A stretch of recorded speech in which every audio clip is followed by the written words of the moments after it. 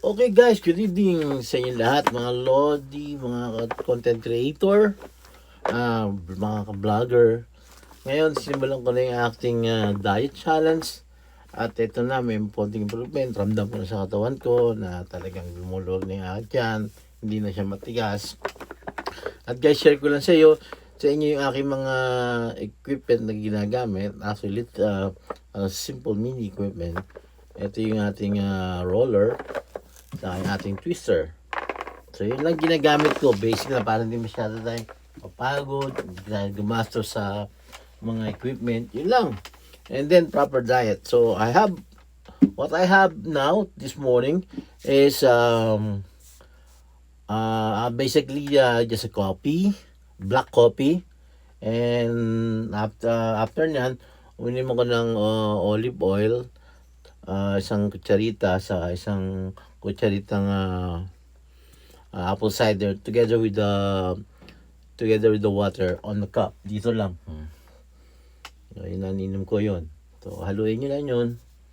Then, after that, nag-lunch ako after 1 o'clock. Ang kinain ko lang ay salad.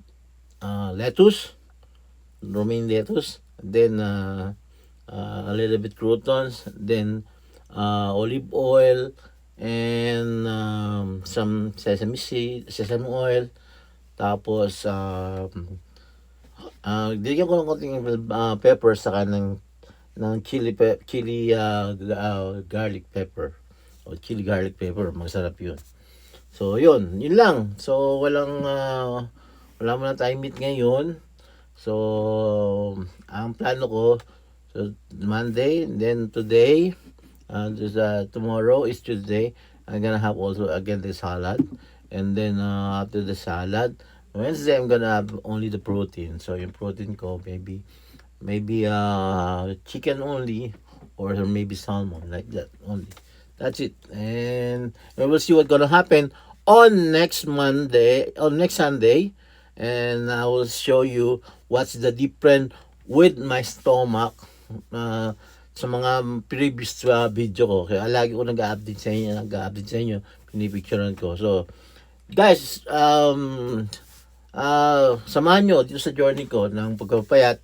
Mahirap talaga, pero I'm doing this basically from myself, para self-esteem. And then syempre nagkakaedad tayo, mga 40-50 na edad, dapat very aware na tayo, no? So let's see, and samahan nyo sa journey ko ng pagpapayat. Sana yun nga, magkaroon ng problem. Pero meron na talaga.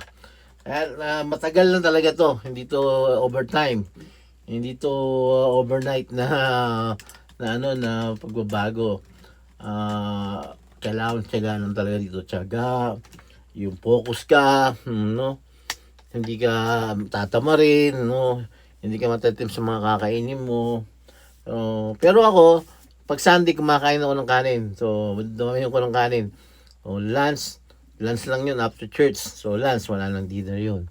And then, yun lang pinakang maraming kong kanin.